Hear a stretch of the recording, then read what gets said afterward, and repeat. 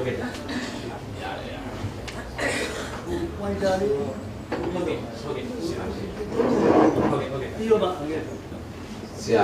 Siapa yang kalah? Siapa? Pumadan, biar bau siapa? Pumadan, biar bau. Kalau mengenal apa kan? Jono yang ada presentation ngaro, tapi yang yang ada ngaro kaji mana. Tapi jono nale dulu lo lah no.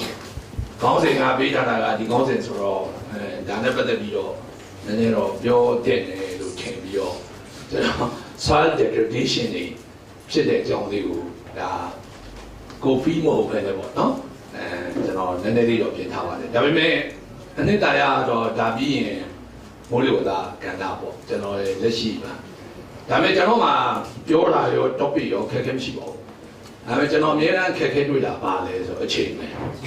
Kalau achieve sangat ni so, jono tu pun belum dah sangat ni so, no. Jono mereka bio lesi je. So sangat ni jono bio kaya nadi. Brazil tu selingkuh singkat tu.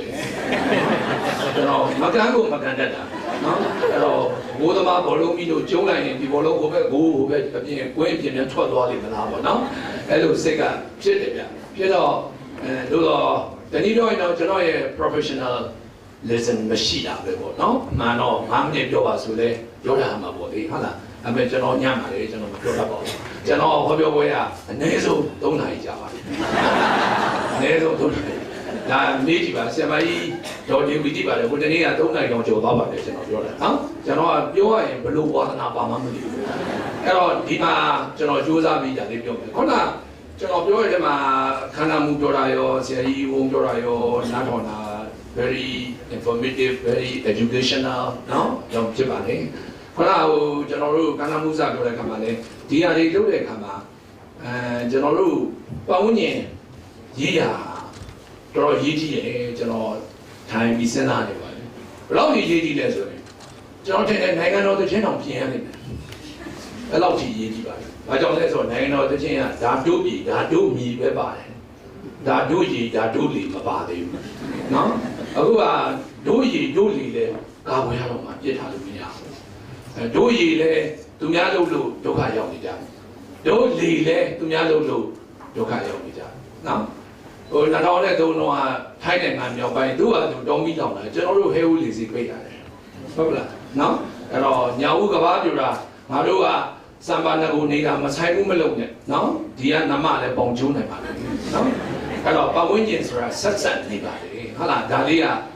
jangan Thailand ni dulu je boleh, no? Nabi le di luar di workshop dia, ini dari mana lu mah, pada orang tu awareness ya, awareness ya le kama. 新鲜教育，包括你也听的一路，他把我别人的搞个上小一路，disaster risk reduction 路出来，他那个，那么天表话喏，搞起的苦路不便宜啊，留言搞起的苦路便宜啊，然后嘛讲到路不大把的嘛，有些我们路边的，路了不，搞起就比较多的呢，路牛人些的，我们嘛，平常的问到路线，路嘛有上路了反正就完，喏，路一度嘛些多人，路了卡工过。 no, jangan lu yo hey, lu ini tu orang kagung lu biasa belum, tu ada kagung tu ada, no, apa lu so kaca pian ya, jangan lu, ya tu lu biasa ni je, bawa pian ni, bawa ni ni ada, itu bukan kaca pian ya, ini semua yang jual, no, bukan tsunami buat bawa pian ni, tu kena pada jual tsunami, tsunami mah warning center ni sih, di warning center ni warning beli ada pian ni sudah, say new, mungkin. Era distant tsunami yo belum pernah ni. Local tsunami so ino sekarang yang mahu, no? Baru le so jangan lu nama pernah ni tsunami, jangan lu ko bayi ngajin joran lah lu ayi no. Tsunami pernah ni ngelin ni jauh ni ngelin jauh ada, yakai ngelin jauh. Yakai ngelin jauh kan sih kan. Jangan modern range je, ini mah animation ni modern ni jangan lu ni 1762 apa kira earthquake 就1945个ဖြစ်ခဲ့တဲ့ earthquake တွေကိုဒါဂျပန်မှာကျွန်တော်တို့ပြောကဒါကိုကွန်ပျူတာနဲ့သူတို့ run ပြီးတော့ magnitude မျိုးစုံနဲ့ပေါ့နော်ကျွန်တော်တို့လုပ်တဲ့အခါမှာ magnitude 8.5 ရှိမှကျွန်တော်တို့ tsunami ဖြစ်တယ်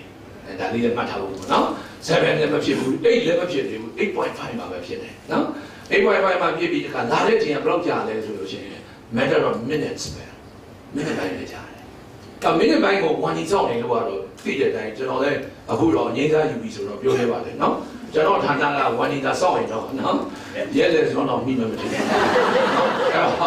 အဲ့တော့အကောင်းဆုံးကကိုယ်ပိုင်အသည့်နဲ့ culture လို့ဖြစ်နေမှရမယ်အဲ့တော့နေတဲ့နေရာမှာလှုပ်ပြီးဆိုရင်တော့သိရမယ်အသည့်လေးကသိပဲသိရမယ်အဲ့ဒါပါလေလှုပ်ကြဟောပြည့်ဒါလေးသိတာပဲလှုပ်ကြဟောပြည့်နော်လှုပ်ကြဟောပြည့်ဆိုတာ is an indication of approaching tsunami ပဲနော်ဘာမှ you will the first thing you will notice is the shake ငရင်လှုပ်တာကိုသိပါလိမ့်မယ်နော်ငရင်လှုပ်ပြီးလို့ရှိရင်ခဏနေကိုယ်စီကို tsunami လိုင်းလာမယ်ဆိုရင်ရေတွေကျပါလိမ့်မယ်ရေတွေကျပြီးတော့တေးလာပြီဆိုရင် tsunami လိုင်းတွေလာပြီဆိုပင်လယ်ကအော်လာလိမ့်မယ်။အော်လာမယ်။အဲ့ဒါဆိုနောက်ကြတဲ့ဖဏောက်တစ်စပေါက်ပဲပြေးတော့တယ်နော်။ပြေးရင်လည်းဘလိုင်းမပြေးပါနဲ့။အနည်းဆုံး10မီတာမြင့်တဲ့အမြင့်တစ်ခုကိုရောက်အောင်ပြေးပါ။ပြေးပြီးတော့အနည်းဆုံး2နာရီ3နာရီနေပါ။ဒါဆိုမသိဘူးလေ။ကဲဘယ်တော့ပြောရလဲဗျာနော်။ဒါလေးသိဖို့လိုတယ်။အဲ့တော့ကျွန်တော်တို့ဒီလိုဟာတွေအများကြီးကျွန်တော်တို့လုပ်ဖို့လိုပါတယ်ဟုတ်လားအဲ့တော့ဒီမှာ soil နဲ့ပတ်သက်ပြီးတော့ဒါကျွန်တော် knowledge sharing လို့ပဲသဘောထားပါဟုတ်လားကျွန်တော်ပြန်ပြီးတော့ဒီမှာတင်ပြဖို့ဒါလေး notes လေးကျွန်တော်ပြုစုကြတာဖြစ်ပါတယ်နော်ကျွန်တော်ကမိုးလေဝသသမားဖြစ်ပါတယ်ဒီ fee မှာကျွန်တော်ကအများလေးတယောက်တော့ပဲရှိပါတယ်ဒီတော့ soil conservation is part of living green နော်အဲ့တော့ဆောင်ဖို့ကတော့ do what you can to protect the soil and create awareness ဆိုတာဒါမျိုးอ่ะ awareness ပေါ့နော်ဒါမျိုးကျွန်တော်တို့လုပ်ဖို့လုပ်ပါတယ် now soil degradation ဆိုတာဘာလဲပေါ့နော်ဒီမှာတော့အဓိပ္ပာယ်ဖွင့်ထားတာ soil degradation is an evolution that occurs when soil loses its quality and productivity နော် productivity ကျဆုံးတယ်ဆိုတာပေါ့တတိပြတ်တာမဟုတ် productivity ကျဆုံးနေတာဒီနိုင်ငံမှာကြာပြီနော်ထွက်တယ်နော် over မှာမထွက်တာလူမသိဘူးနော်အဲ့တော့မထွက်တာကြာလာတဲ့အခါ productivity ကြာလာလို့ရှိရင်ရည်ရည်ကြာလာလို့ရှိရင်ဟာကျွန်တော်တို့ climate ကတမောက်နော် environmental degradation ကတမောက်နော်ဒီအမောက်တွေများလာတဲ့အခါမှာကျတော့ပြဿနာတက်လာမှာဘာလဲဆိုတော့ကမ္ဘာမှာရှိတဲ့ delta ကြီးအားလုံးကျွန်တော်တို့ ARD ပါတယ်ဟိုဘက်ကကျွန်တော်တို့ Bangladesh ပါတယ်မဲကောင်ပါတယ်ဟာလားနောက်ပြီးတော့ကျွန်တော်တို့ Nile ပါတယ်ဒီ delta အားလုံးရဲ့ main concern ကဘာလဲဆို food security ဖြစ်ပါတယ်နော်စာရေးစာတွေညော့နေနေတယ်လို့ဒါအားလုံးကပြောနေပါတယ်เนาะဒါကြောင့်ကြောက်စရာကောင်းပါတယ်ဒီညမှာဒီမှာဒုတိယစစ်တော်တာပေါ့ human activities and natural disasters are primarily responsible for the soil degradation ဆိုတော့ဒီညမှာကျွန်တော်လာတာတိတ်တော့မဆိုင်ဘူးတော့ပြောလို့မရတော့ဘူးပေါ့เนาะဘာဖြစ်လို့ဆိုတော့တဘာဝဘေးကပါလာတာဟုတ်လားဆိုတော့ကျွန်တော်လည်းမန္တမင်းကြီးရဲ့ကိုယ်စားလှယ်ဆိုတော့เนาะအဲ့တော့တဘာဝဘေးတွေကလည်းကျွန်တော်လည်းတခါပြောဘူးလေဘာရှိခိုးလဲတဲ့ကျွန်တော်မေးကျွန်တော်ဘယ်ရှိခိုးတာပေါ့ဆိုဘာဆူတောင်းနေလဲဘာမှမဆူတောင်းပါဘူးလို့တွေးဘူးတော့တကူရရှိရဗျာလို့ဟောပြောပွဲတွေကခဏခဏပြောရလုံးတော့ကျွန်တော်ဟောပြောပွဲမလုပ်ခင်မှာမှန်သောစကားပြောနိုင်ပါစေနော်အကျိုးရှိသောစကားပြောနိုင်ပါစေအတိတ်တွေရှိသောစကားပြောနိုင်ပါစေဒီလိုပြောလို့နိုင်အောင်မေတော်သူရတတိနဲ့တပိသားတော်ရဲ့နှခံကိုနှုတ်ကိုဆုံးမတော်မူပါဒီလိုတော့ဆူတောင်းတယ်ဘာလို့ပြောတာများလို့နော်မနေ့တော့လည်းတစ်ချိန်လုံးလာလိုက်တာဒီပါကနေ9ခုလောက်လာမုံတိုင်းရတယ်ဖြစ်နေတော့နော်အဲ့တော့ဒီတည်းမှာဒါလေးအေးချင်းဘူးလူနဲ့ပြောတော့ကိုယ်စကားရှေ့စကားနဲ့နောက်စကားလွဲနေရင်ဟိုကောင်လည်းတိုးဝဲဦးမယ်နော်ကိုတော်တွေကမနေ့ကဒီလိုပြောတယ်နေ့လေကြဒီလိုဖြစ်တယ်တော့ဒါမှတော့ကွာငိုင်းနေပြီနော်ဘာလို့လဲဆိုတော့အခုရဲ့ဘက်မှာကျွန်တော်ကလည်းကျွန်တော်ရဲ့ website လေးတင်တယ်ဗျာ website တင်တော့လုပ်ချင်လုံးလို့လုပ်ရတာဟုတ်ဗျာနော်တရက်ကို14နာရီလုပ်ရတယ်အဲ့ website လေးကိုတောက်တယ်နော် operator လည်းကျွန်တော်ပဲ analysis ကလည်းကျွန်တော်ပဲလုပ်တယ်လုပ်တယ်ဘာလို့လုပ်နေလဲလို့မေးမသိဘူးဗျာပိုးပဲနော်လုပ်ကိုလုပ်ချင်နေတာပဲနော်အဲ့တော့ဟို UI တစ်ခါတလေကြတော့ကိုပြောတဲ့ရှေ့စကားနောက်စကားကိုမသိဘူးနော်အဲ့တော့ဒီမှာ soil erosion နဲ့ပတ်သက်ပြီးတော့ပညာရှင်များ degradation နဲ့ပတ်သက်ပြီးတော့၃မျိုးရှိပါတယ်နော် soil erosion ရဲ့ desertification ရဲ့ salinization ရဲ့၃မျိုးရှိပါတယ်ကျွန်တော်ဒါလေးတင်ပြနေတဲ့ရွေချက်ကတော့ဒီထက်ကကျွန်တော်နိုင်ငံဘယ်ဟာနဲ့ကျုံးဝင်လဲပေါ့နော်ကျွန်တော်တို့ soil erosion မှာဘာကြောင့်ဖြစ်တယ်လဲ causes of soil erosion ကအဲ့တော့ water ရဲ့ wind ရဲ့ human activities ရဲ့ဒီသုံးခုက force တွေ driver တွေဖြစ်ပါတယ်နော်အဲ့တော့ဒီ water can cause soil erosion rainfall is an example of water causing soil erosion ဒီလိုအချိန်ကမှမိုးလေဝသသမားဆိုတော့နည်းနည်းပြုံးလာနိုင်ပါပြီနော်ဘာကြောင့်လဲဆိုတော့မိုးကြောင့်ပြောရမှာပေါ့နော် အဲ့တော့မိုးကဒီအချိန်မှာအခုပဲကြည့်ဒီနေ့ဒီကန်းနဲ့လာတဲ့လူတွေဘယ်နည်းရောက်သိလဲတော့မသိမနေ့ကတော့ကျွန်တော်မန္တလေးကအမျိုးတွေကပုံဆက်တယ်ရေရင်ကောင်းရောက်နေပါပြီရေမြုပ်နေပါလေနော်ဘုရားတော်ကပဲသူတို့ရအော်ဒါမိုးရင်မရှိလို့တဲ့မိုးမျောနေရပါလေနော်ကဲမျောရင်သွားပွားစီပြီးတာအခုတော့လေရင်ကောင်းမြုပ်နေပြန်ပြီနော်အဲ့တော့ကျွန်တော်ဘာလို့မှန်းကိုမသိတာနော်အဲ့တော့တခါမုံတိုင်းကလည်းဟိုရာသီဥတုတော့ဖောက်ပြန်သလားမမေးနဲ့နော်ကျွန်တော်တို့ပြီးခဲ့တဲ့မိုးတွင်းကြီးတွင်းလုံးနော်ကျွန်တော်တို့မုတ်တုံရာသီလို့ခေါ်တဲ့ဇွန်လဇူလိုင်လဩဂတ်စ်လစက်တင်ဘာလနော်ဇွန်လကမိုးကြိုsorry မိုးဘူးဇူလိုင်ဩဂတ်စ်ကမိုးလေစက်တင်ဘာကမိုးနောက်၄လပတ်လုံးနော်မုန်တိုင်းတစ်လုံးမှမဖြစ်ဘူး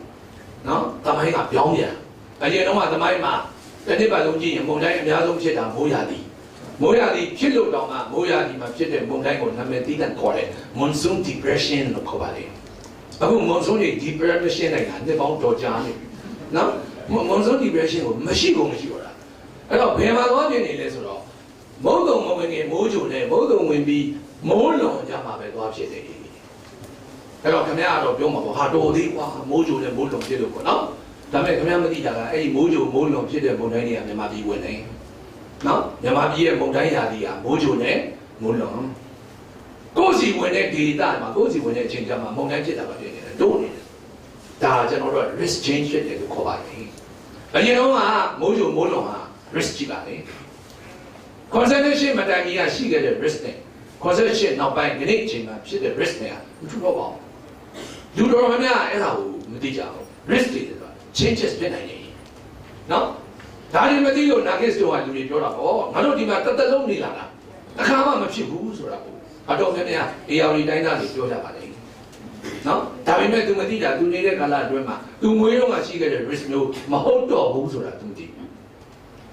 तू မွေးတော့က AR ကိုင်းရုံမှာရှိသမျှဟာလက်မှုလောတွေနဲ့ပိတ် तू မွေးတော့ကရွာတွေမှာရှိတဲ့လူကြီးကညာကနမ်းများတာရှိ तू မွေးတော့ကတစ်တော်တွေဆိုတာပြည့်ဆရာကြီးဦးအောင်တို့ဒီပါလေဟာလားပြည့်ဒါပေမဲ့ခဏနေတာတွေမရှိတော့နော်တစ်တော်တွေလည်းမရှိတော့လူတွေကလည်းထောင်ကျော်နေပြီထောင်ကျော်နေပြီဆိုတဲ့ကောကပါဇက်ပေါက်တွေတိုးလာပြီမိသားစုတွေတိုးလာပြီမိသားစုတွေတိုးပြီပါဇက်ပေါက်တွေတိုးပြီဆိုရင်လှုပ်ရှားဖို့မြေခွက်ကလိုပြီမြေခွက်လိုရင်တစ်တော်ခုံပါပဲနော်ဟိုးကျွန်တော်ကလေခွက်ပေါ်ပြီးစိုက်နေတဲ့လူကလည်းခင်မီရဲ့နီးစနစ်နဲ့မစိုက်တဲ့အခါကျတော့ကြားတော့မြေစီတော့ခန်းလာလေသာခန်းလာတော့မထွက်တော့တခါမလုပ်ပြန်အစ်စ်ချက်ခုတ်ပြန်နော်ဒါလည်းလေလုံးတဲ့ကောင်ခုတ်လိုက်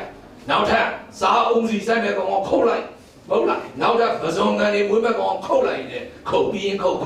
တယ်ခုတ်လိုက်တာဟိုလေးဆိုတတော်ကိုမရှိတော့ဟိုလေးကတော့သူကလည်းမိသူဖုတ်တာလည်းပါသေးရောက်နော်မရှိတော့အဲ့တော့ဒါကိုဒီမှာနေတဲ့ပုံကောင်များပါလေတတိမထားမိကြအဲ့တော့အလုပ်တွေကကန်းစီတွေကိုရောက်လာတဲ့အတွက်အလုပ်ရှိရပဲလူတွေကနေကြတယ်ဟုတ်လားတန်ခါတွေကဘယ်တော့မှလူကန်းနဲ့ဝေမနေလေးမရှိပါဘူးအဲ့တော့သူကဒီမှာရောက်လာမယ်ခုနပြောတဲ့လုပ်ငန်းခွင်တွေကကျဲလာတဲ့ခါကျဒီမှာအကုန်ပြောင်းရွှေ့လာတဲ့ခါကျတော့အရင်တော့ကများပုံတိုင်းတစ်လုံးပြည့်တဲ့သူရေတက်လာရဲ့အေယာဝတီတိုင်းမြန်ဝင်လာလို့ရှိရင်ဟာရေတိုင်းကလူတယောက်တတ်ဖို့ရေအတော်ကျူးစားတာနော်ဘာလို့လဲဆိုတော့ဝင်ချင်းဒီလူတော်ကြီးနဲ့တွေ့မယ်ဟာလားလူတော်ကြီးကိုကြော်သွားပြီးအတွင်းရောက်ရင်လည်းတော်ရောက်တဲ့အထိလူဆိုတာမတွေ့သေးဘူးဘာလို့လဲဆိုလူကအိုးသူကဘေးကင်းရရမှနေကြတာနော်ဟာအခုများတော့ဗျာအိုးစုလိုက်ကြီးကအဘောကထိုင်ဆောင်နေကြတယ်နော်ဟိုကလည်းလာရောဆိုတစ်ချက်နဲ့ကိစ္စပြတ်ရောမဟုတ်လားအဲ့ဒါ